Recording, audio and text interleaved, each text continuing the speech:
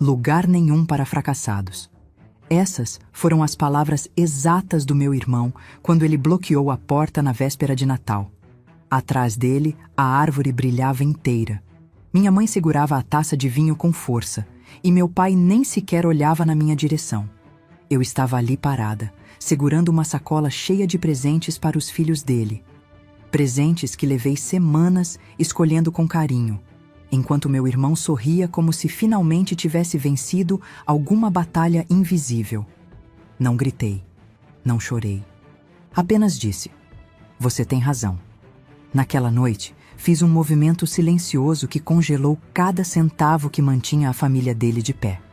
E antes mesmo da virada do ano, ele estava batendo na minha porta. Fique comigo para saber tudo sobre nós. Eu costumava amar o Natal. As luzes coloridas penduradas nas janelas, o cheiro de canela que invadia a casa, a forma como até os cantos mais feios da nossa rua pareciam suavizados pela decoração natalina. Era o único dia do ano em que eu podia fingir que nossa família era normal. Mas essa ilusão começou a rachar há anos, devagar, quase gentilmente, como gelo se partindo sob seus pés antes mesmo de você ouvir o estalo. Crescendo, eu sempre fui a que consertava tudo. Se uma conta atrasava, eu pagava. Se alguém precisava de carona, eu largava tudo e ia. Quando meu irmão Lucas e a esposa dele, Amanda, ficaram para trás no pagamento do financiamento da casa, mandei dinheiro antes mesmo que pedissem. Naquela época, eu dizia a mim mesma que era bondade. Talvez fosse culpa. Talvez eu só quisesse ser vista como a filha que mantinha tudo funcionando. Meus pais incentivavam aquilo. "Você sempre foi a responsável", minha mãe dizia, sorrindo de um jeito que parecia orgulho, mas que na verdade era alívio. Meu pai raramente falava alguma coisa.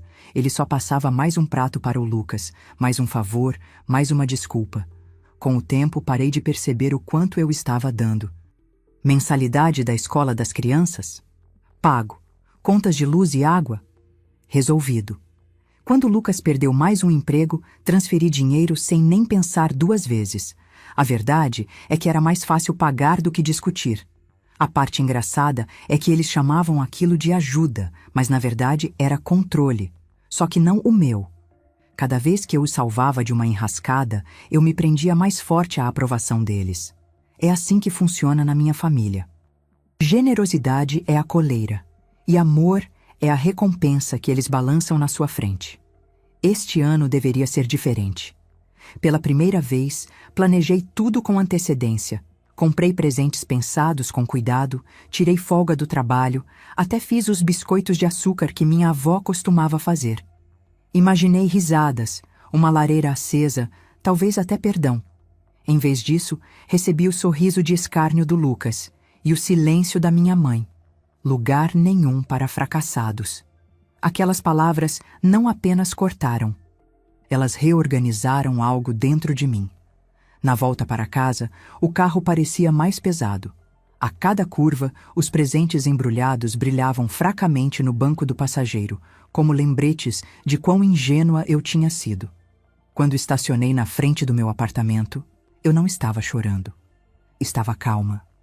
Calma demais. Porque pela primeira vez enxerguei a verdade. Eu não fazia parte de uma família há anos.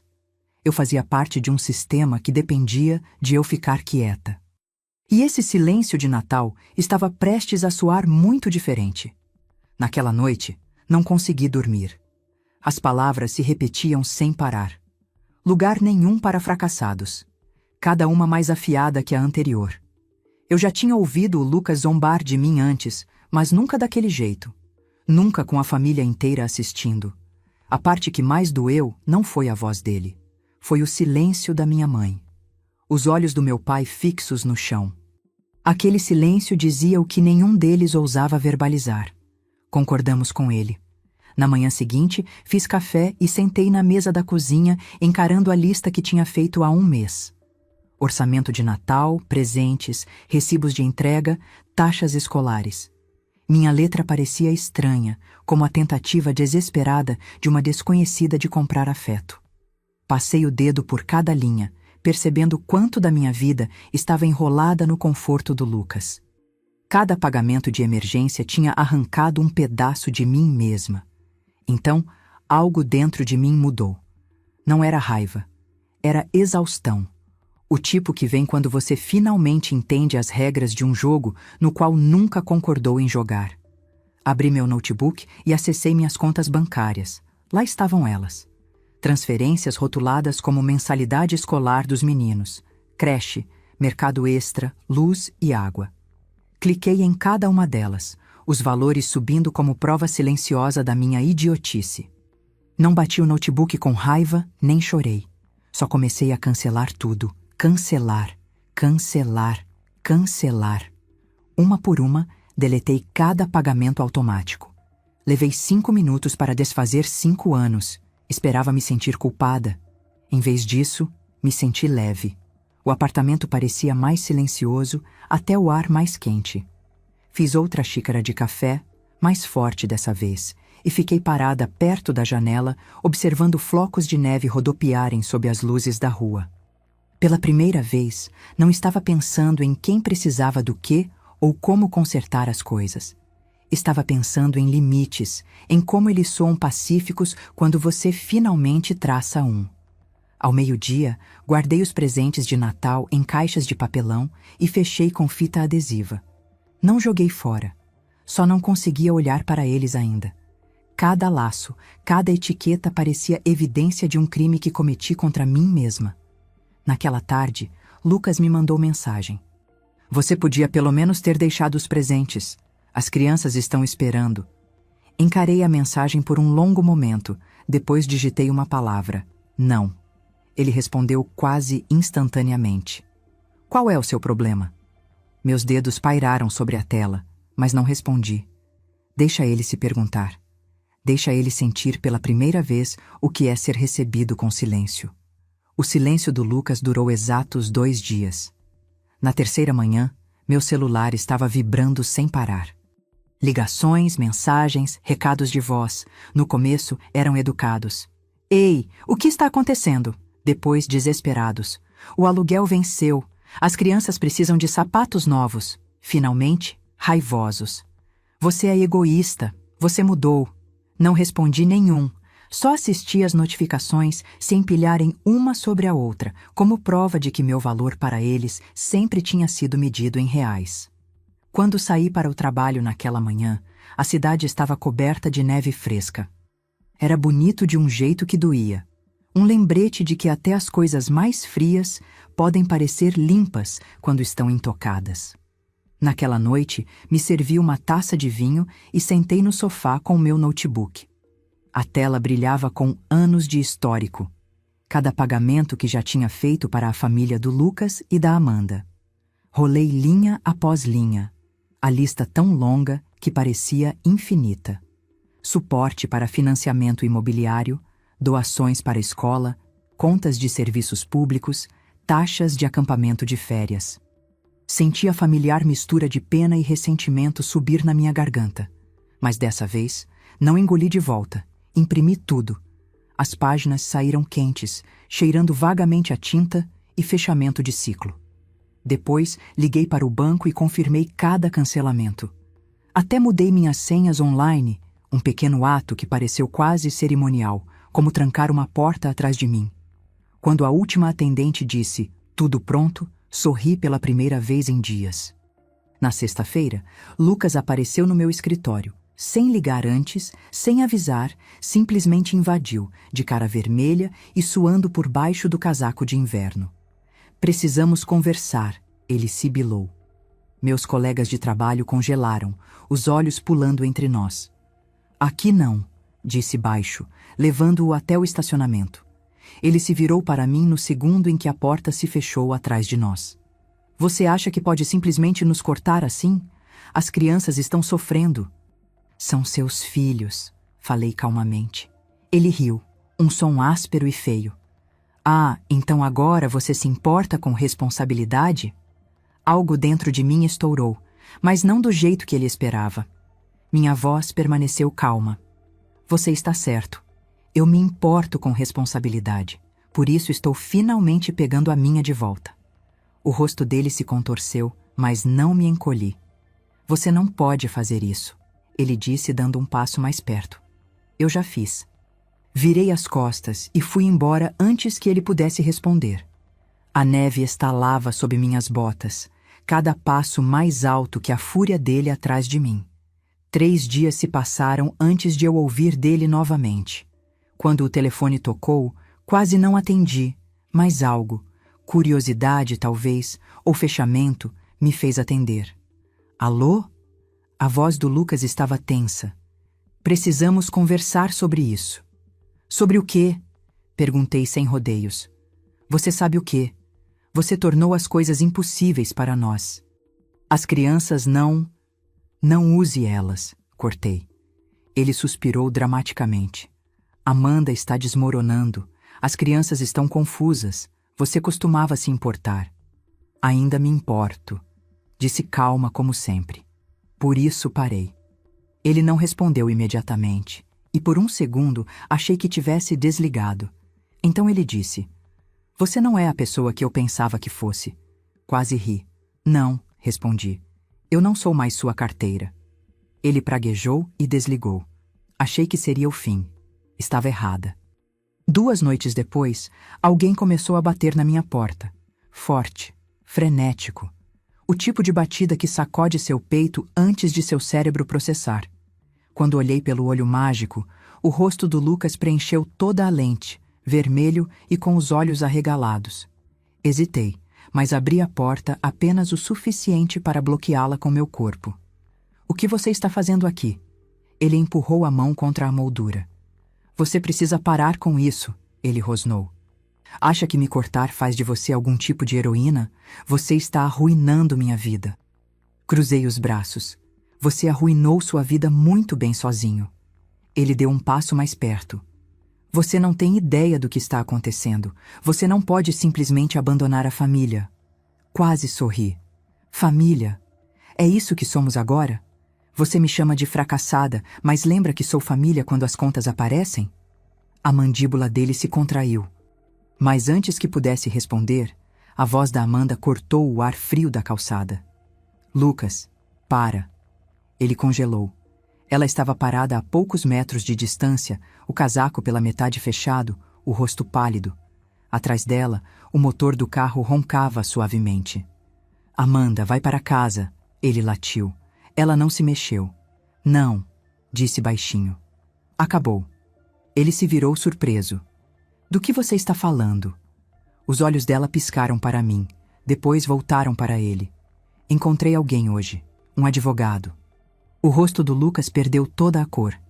Você o quê? Sei o que você tem feito, ela disse. O jogo, as mentiras, a conta escondida. Pela primeira vez, ele ficou sem palavras. Não disse nada. Só assisti as peças caírem. Amanda deu um passo à frente, a voz tremendo, mas firme. Todos aqueles pagamentos que a Júlia mandava, os que você disse que iam para as crianças, vi os extratos bancários. Você gastou em cassinos. Ele girou na minha direção, o tom desesperado. Você contou para ela? Balancei a cabeça. Não precisei. Amanda puxou uma pasta da bolsa e a ergueu. Eu mesma descobri, e dei cópias para o advogado.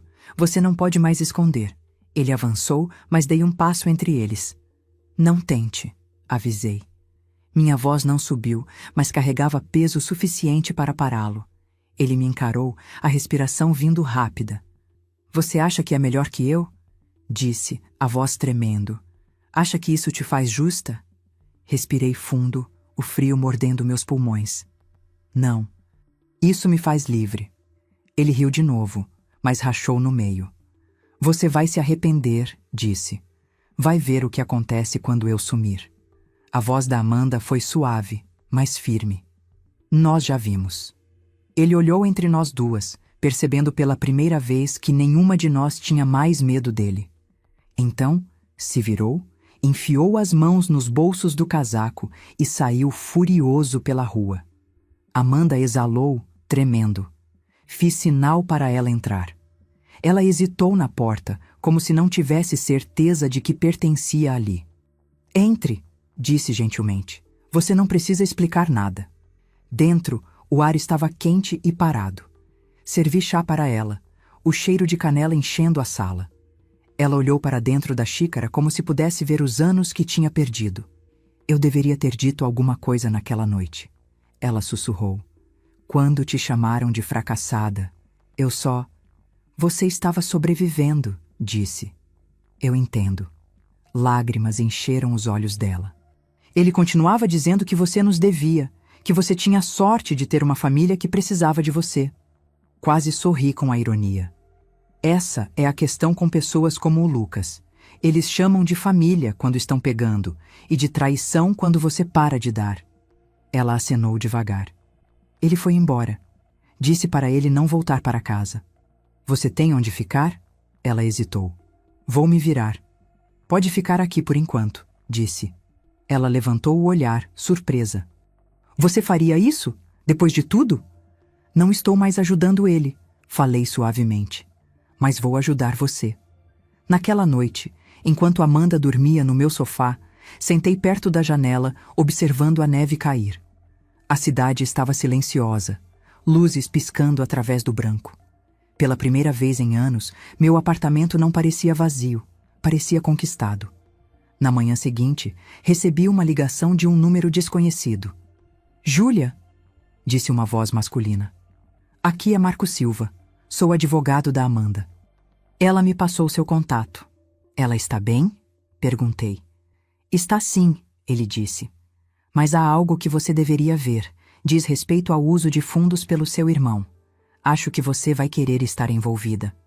Quando encontrei Marco mais tarde naquele dia, ele deslizou uma pasta pela mesa. Dentro estavam impressões, transferências bancárias, saques, recibos de cassino, cobranças de hotel. Meu dinheiro tinha construído a vida dupla dele. Amanda está seguindo em frente com a separação, Marco disse.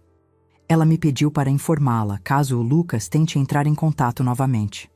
Fechei a pasta devagar. Se ele tentar, eu resolvo. Naquela noite, meu telefone acendeu de novo. Lucas. Deixei tocar. Depois silenciei. Mas a próxima ligação veio segundos depois, e a seguinte, até o zumbido se tornar constante. Finalmente, atendi. Você destruiu minha família, ele gritou. Não, disse baixinho. Ela está te deixando por causa de você. Ele começou a falar, mas interrompi. Escute com atenção. Você me usou, mentiu e me chamou de fracassada. Você perdeu sua esposa, seus filhos, sua casa e sua boia de salvação. A única coisa que ainda tem é uma escolha. Para ou afunda. Houve uma pausa, um longo silêncio quebrado, e então, um clique. Quando olhei pela janela, a neve tinha parado. O mundo lá fora estava parado e limpo novamente, como se estivesse esperando por esse momento. No fim da semana, Amanda e as crianças tinham ido embora. Estado novo. Recomeço novo. Ela me mandou uma foto dos meninos fazendo um boneco de neve. Embaixo tinha escrito: Obrigada por tudo. Encarei a foto por um longo tempo, sorrindo. Pela primeira vez, ajudar não parecia perder. Parecia ganhar, silenciosamente. E o Lucas? Ele não ligou de novo. Mas a notícia correu. Perdeu o emprego, entrou em inadimplência no financiamento, foi morar com um amigo que eventualmente o expulsou. Ainda estava culpando todo mundo, menos ele mesmo. Não comemorei. Não postei nada, não me vangloriei. Apenas deletei as últimas contas compartilhadas, dobrei o extrato final e sussurrei para ninguém em particular. Talvez fracassados sejam apenas pessoas que finalmente pararam de pagar pelos erros de todo mundo. Fevereiro chegou discretamente, suave e cinza. As luzes de Natal já tinham sumido há muito tempo, deixando as ruas nuas e honestas novamente. Amanda e as crianças tinham se estabelecido no lugar novo, no norte. Ela mandava pequenas atualizações, fotos de bonecos de neve, panquecas bagunçadas, desenhos colados nas paredes novas. Cada mensagem parecia prova de que ela estava respirando de novo. Lucas, por outro lado, tinha desaparecido no tipo de silêncio que segue uma tempestade. Minha mãe ligou uma vez, o tom cortante e defensivo. Você tornou as coisas difíceis para seu irmão, ela disse. Ele não está bem. Quase ri. Talvez agora ele finalmente esteja sendo ele mesmo. Ela não respondeu, Apenas suspirou e desligou. Pela primeira vez na vida, a culpa não grudou. Passei anos confundindo sacrifício com amor, deixando eles me drenarem completamente, porque achei que era isso que boas filhas faziam.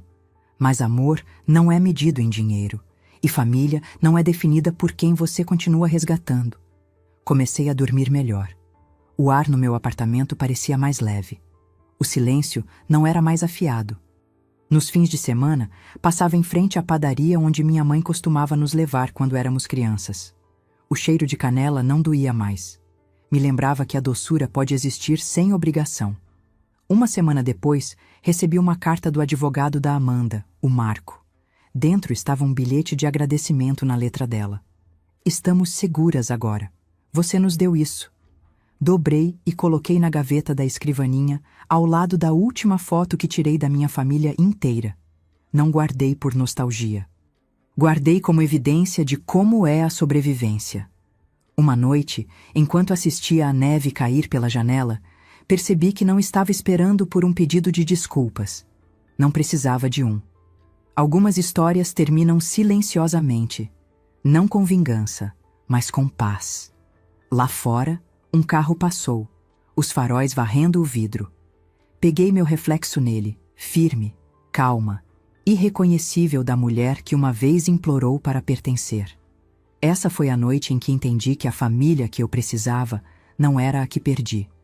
Era a que finalmente construí dentro de mim mesma. Algumas semanas depois, deixei a última caixa de decorações de Natal no centro de doações. A atendente sorriu e perguntou se eu queria um recibo. Disse a ela: "Não, eu já guardei o que importava. A lição." Dirigindo para casa, passei pela rua dos meus pais. A casa deles parecia menor agora, como um cenário depois que a peça termina. Não parei. Só diminuí a velocidade o suficiente para notar a mesma luz da varanda que brilhou no meu rosto naquela noite. Por um momento, me perguntei se ainda falavam sobre mim, se me chamavam de egoísta ou sem coração.